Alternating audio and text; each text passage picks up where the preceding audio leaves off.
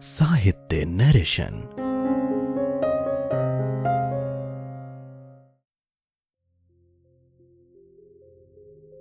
नमक का नया विभाग बनने के बाद नमक के व्यापार पर रोक लग गई। बावजूद इसके लोग चोरी छिपे इसका व्यापार कर रहे थे।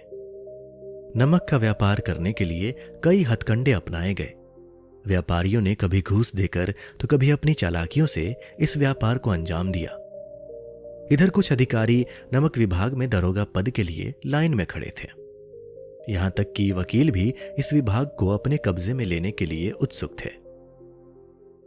ये बात उस वक्त की है जब लोग अंग्रेजी शिक्षा और ईसाई धर्म को एक ही समझते थे। इस दौरान फारसी का भी ज्यादा प्रभाव था। प्रेम कहानियां और श्रृंगार रस के काव्य पढ़कर फारसी लोग ऊंचे पद हासिल कर लेते थे। इधर मुंशी वंशीधर भी जुलेखा की विरह कथा से निकलकर शीरी और फरहाद की प्रेम कथा के सहारे काम ढूंढने निकल पड़े थे। वंशीधर के पिता एक अनुभवी इंसान थे, इसलिए उन्होंने वंशीधर को घर की बिगड़ती आर्थिक दशा के बारे में बताया। उन्होंने कहा, बेटियां जवान हो रही है और मैं अब कितने दिन का मेहमान हूं, कुछ नहीं कहा जा सकता। अब तुम्हें ही इस घर का बोझ संभालना पड़ेगा। वंशीधर के पिता ने उन्हें समझाते हुए कहा, नौकरी कैसी भी हो कर लेना, बस ये देखना कि तनख्वाह कितनी मिल रही है। नौकरी ऐसी ढूंढना जिसमें ऊपरी कमाई हो, क्योंकि महीने की तनख्वाह से घर की जरूरतें पूरी नहीं हो सकती। ऊपरी आय भगवान का आशीर्वाद है, जिससे जिंदगी के हर शौक पूरे किए जा सकते हैं और इसी से बरकत भी होती है। वंशीधर के पिता ने उन्हें आगे समझाया, ये बहुत समझदारी का काम है। पहले लोगों को देखो, उनकी जरूरतों को समझो और फिर मौके की तलाश में जुट जाओ। इसके बाद जो ठीक लगे वो करो। ये याद रखना कि जरूरतमंद व्यक्ति के साथ सख्ती से पेश आने में ही फायदा है। वंशीधर बहुत होशियार और सज्जन पुरुष थे। वो पिता की सारी बातें सुनकर मंजिल की ओर बढ़ चले। समय का पहिया आगे बढ़ा और देखते ही देखते वंशीधर नमक के दरोगा बन गए। नमक विभाग में दरोगा की नौकरी पाकर वंशीधर बहुत खुश थे। वंशीधर की तरक्की देख पड़ोसियों को उनसे जलन होने लगी। वंशीधर को नमक विभाग में 6 महीने भी नहीं हुए थे कि विभाग के अधिकतर लोग उन पर आंख मूंद कर भरोसा करने लगे थे। उन्होंने अपने काम और अच्छे व्यवहार से आला अफसरों की नजरों में बड़ा सम्मान पा लिया था। विभाग के अफसर भी उन पर बहुत भरोसा करने लगे थे, जबकि कुछ अफसर वंशीधर से जलते भी थे। सर्दियों का मौसम शुरू हो चुका था। वंशीधर के दफ्तर से कुछ दूरी पर जमुना नदी बहती थी, जिस पर एक छोटा पुल बना हुआ था। रात का समय था। नमक के सिपाही और चौकीदार नशे में मस्त थे। नमक के दरोगा मुंशी वंशीधर भी दफ्तर में आराम कर रहे थे। उन्हें अचानक कुछ गाड़ियों और मल्लाहों की आवाजें सुनाई दी। आवाज सुनकर दरोगा जी नींद से जागे। दरोगा जी के मन में सवाल आया कि आखिर इतनी रात में गाड़ियां नदी के पार क्यों जा रही हैं। दरोगा जी ने अपनी वर्दी पहनी और तमंचा जेब में रखकर पुल पर जा पहुंचे। वहां उन्होंने देखा कि कई गाड़ियां एक कतार में पुल पार कर रही हैं। उन्होंने कड़क आवाज में पूछा, ये किसकी गाड़ियां हैं? दरोगा जी की दहाड़ सुनकर वहां थोड़ी देर के लिए सन्नाटा छा गया। उनमें से किसी एक ने दरोगा जी को बताया, ये पंडित आलोपदीन की गाड़ियां हैं। दरोगा जी ने पूछा, आलोपीदीन कौन है? वहां मौजूद लोगों ने कहा, आलोपीदीन दातागंज के हैं। यह सुनकर दरोगा जी चौंक गए, क्योंकि पंडित आलोपीदीन इस इलाके के जाने माने जमींदार थे और वो रोजाना लाखों रुपए का लेन देन करते थे। इस इलाके में हर छोटे बड़े शख्स ने उनसे कर्ज लिया हुआ था। पंडित आलोपीदीन का बहुत बड़ा व्यापार था। उन दिनों अंग्रेज अफसर शिकार खेलने उनके इलाके में आते और आलोपीदीन उनकी खातिरदारी करते थे। दरोगा जी ने सामान ढो रहे मजदूरों से पूछा, ये गाड़ियां कहां जाएंगी? एक मजदूर ने जवाब दिया, कानपुर। जब मुंशी ने पूछा कि इसमें क्या है, तो वहां एक बार फिर सन्नाटा पसर गया। यह देख मुंशी जी का शक बढ़ने लगा। फिर दरोगा जी ने जोर देकर पूछा, क्या तुम सब गूंगे हो गए हो? मैंने पूछा इसमें क्या है? जब इस बार भी किसी ने कोई जवाब नहीं दिया, तो मुंशी जी गाड़ी में लदे सामान को देखने चले गए। उन्होंने देखा कि गाड़ियां नमक से भरी हुई हैं। इस घटना की सूचना जैसे ही पंडित आलोपीदीन को मिली, वो लिहाफ ओढ़े दरोगा के पास खड़े हो गए और बोले, दारोगा साहब, ऐसा क्या अपराध हो गया हमसे कि गाड़ियों को आने जाने नहीं दिया जा रहा है? दारोगा वंशीधर ने कहा, यह सरकारी आदेश है। इस पर पंडित अलोपीदीन बोले, आप ही हमारी सरकार है और हम किसी सरकार को नहीं जानते।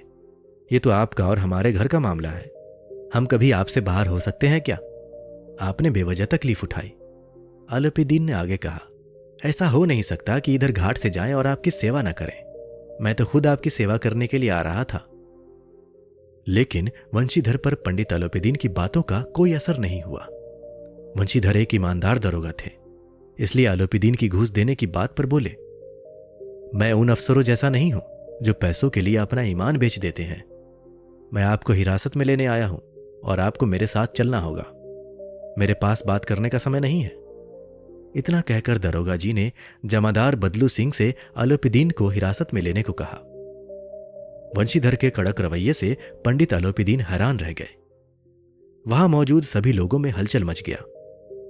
बदलू सिंह आदेश पाकर अलोपीदीन को हिरासत में लेने गया, लेकिन उसकी हिम्मत न हुई कि वो उनका हाथ पकड़ ले। अलोपीदीन मन ही मन सोच रहे थे कि पहली बार कोई ऐसा अधिकारी देखा है जो पैसों के आगे झुका नहीं। साथ ही वो ये भी सोच रहे थे कि दरोगा जी अभी नौजवान हैं और माया के मोह जाल से दूर हैं।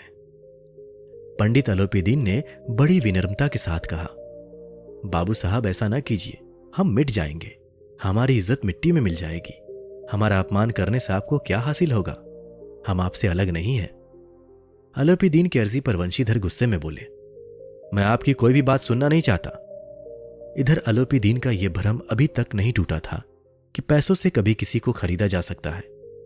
उन्होंने वंशीधर को 1000 रुपए देने की बात कही, लेकिन वंशीधर गुस्से में बोले, 1 लाख रुपए देने से भी मेरा ईमान नहीं डगमगाएगा। अलोपीदीन के लाख कोशिश करने के बाद भी वंशीधर अपने ईमान पर डटे रहे। बात 40,000 देने तक पहुंच गई, लेकिन दरोगा वंशीधर ने रुपयों के प्रति कोई लोभ न दिखाया। दारोगा वंशीधर ने बदलू सिंह को फिर से आदेश दिया, इसे हिरासत में लिया जाए। जैसे ही बदलू सिंह पंडित की ओर बढ़ा, वो बेहोश होकर गिर गए। पंडित जी की गिरफ्तारी की खबर आग की तरह आसपास के इलाके में फैल गई। इस घटना पर सभी अपना अपना मत रख रहे थे। अगले दिन पंडित को अदालत ले जाया जा रहा था। जो भी पंडित को इस हाल में देखता वो चौंक जाता। ये पहली बार था जब पंडित अलोपीदीन को यह सब सहना पड़ रहा था। लेकिन अभी अदालत पहुंचने में देर थी। पंडित जी इस शहर के सेठ थे। अधिकारी लोग उनके भक्त, वकील उनके आज्ञापालक और चपरासी चौकीदार उनके गुलाम थे। पंडित जी को बचाने के लिए वकीलों की सेना तैयार की जा रही थी। पैसों की कोई चिंता न थी। सच को झूठ साबित करने के लिए पूरा इंतजाम किया गया। इधर वंशीधर के पास सच के सिवा कोई सबूत नहीं था। उन्हें विश्वास था कि पंडित अलोपीदीन को सजा जरूर मिलेगी, लेकिन सब कुछ उल्टा पड़ गया। डिप्टी मजिस्ट्रेट ने पंडित अलोपीदीन को बरी करते हुए कहा कि इन पर लगाए गए सभी आरोप बेबुनियाद हैं। पंडित अलोपीदीन हंसते हुए दरोगा वंशीधर के पास से गुजर गए। दारोगा को सभी के सामने अपमान झेलना पड़ा, यहां तक कि उन्हें नौकरी से भी हटा दिया गया। ये खबर लिए जब मुंशी वंशीधर अपने घर पहुंचे तो पिता ने उन्हें खूब सुनाया। उन्होंने कहा, मेरे लाख कहने पर भी तुमने मेरी बात न मानी। मेरा मन कर रहा है कि अपना और तुम्हारा सिर फोड़ दूं। मुंशी वंशीधर चुपचाप ये सब सुनते रहे। इसी तरह 1 सप्ताह बीत गया।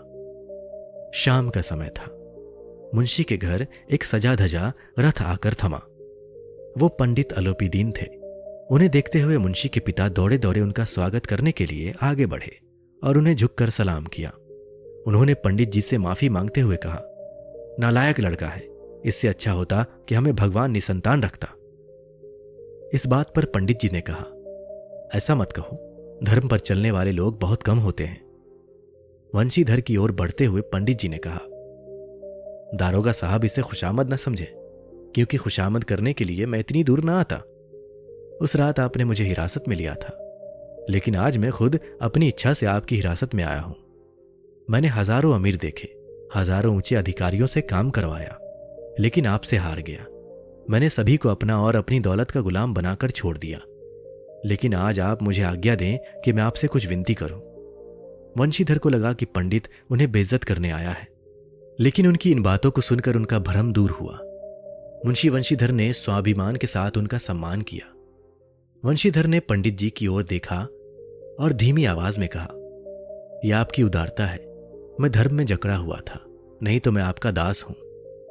अलोपीदीन ने वंशीधर से विनम्रता से कहा, वहां जमुना के पुल पर आपने मेरी एक बात न सुनी, पर अब आपको मेरी एक बात माननी पड़ेगी। वंशीधर ने कहा, मैं भला आपके क्या काम आ सकता हूं, लेकिन आप जो करने कहेंगे उसमें कोई गलती न होगी। अलोपीदीन ने एक स्टाम्प लगा पत्र निकाला और उसे वंशीधर को देकर बोले, इस पद को स्वीकार कर लो और अपने हस्ताक्षर कर दो। जब वंशीधर ने उस स्टाम्प लगे पत्र को पढ़ा तो उनकी आंखों में आंसू भर आए, क्योंकि पंडित जी ने वंशीधर को अपनी सारी जायदाद का स्थायी मैनेजर बनाने का फैसला लिया था। नौकरी पत्र के मुताबिक वंशीधर को सालाना 6,000 रुपए अतिरिक्त भत्ता, सवारी के लिए घोड़ा, रहने को बंगला और नौकर चाकर मुफ्त पेश किए गए थे। वंशीधर कांपते हुए शब्दों से बोले, मुझ में अब इतनी हिम्मत नहीं बची है कि मैं आपके सम्मान में कुछ कह सकूं, लेकिन मैं ऐसे ऊंचे पद के लायक नहीं हूं। अलोपीदीन हंसते हुए बोले, मुझे इस समय तुम्हारे जैसे एक अयोग्य शख्स की ही जरूरत है। वंशीधर ने गंभीर होते हुए कहा, वैसे तो मैं आपका दास हूं। आप जैसे महान और सज्जन पुरुष की सेवा करना मेरे लिए सौभाग्य की बात है, लेकिन मुझ में न तो समझ है और न ही शिक्षा जो इन कमियों को पूरा कर सके। ऐसे बड़े पद के लिए आपको किसी अनुभवी की जरूरत होनी चाहिए। वंशीधर की बात सुनकर अलोपीदीन ने वंशीधर को कलम थमाते हुए कहा, मुझे ना तो समझदार इंसान की चाह है और न किसी अनुभवी शख्स की। ईश्वर की कृपा से मुझे एक मोती मिला है जिसके आगे अनुभवी इंसान भी फीके पड़ जाएं। अलोपीदीन ने वंशीधर से आगे कहा, ज्यादा सोचिए मत और हस्ताक्षर कर दीजिए। ईश्वर से यही प्रार्थना करता हूं कि वो आपको नदी तट वाला रौबदार, ईमानदार, कठोर और धर्मनिष्ठ दारोगा बनाए रखे। इतना सुनकर वंशीधर की आंखें एक बार फिर भर आईं। उन्होंने पंडित जी की ओर श्रद्धा भाव से देखा और नौकरी पत्र पर हस्ताक्षर कर दिए। ये देख अलोपीदीन ने मुंशी वंशीधर को अपने गले से लगा लिया। इस कहानी से यह सीख मिलती है कि ईमानदार और कर्तव्य ही इंसान को बड़ा बनाते हैं। ये वो दौलत है जिसे हर कोई पा नहीं सकता। अभी आप सुन रहे थे मुंशी प्रेमचंद की लिखी कहानी नमक का दरोगा।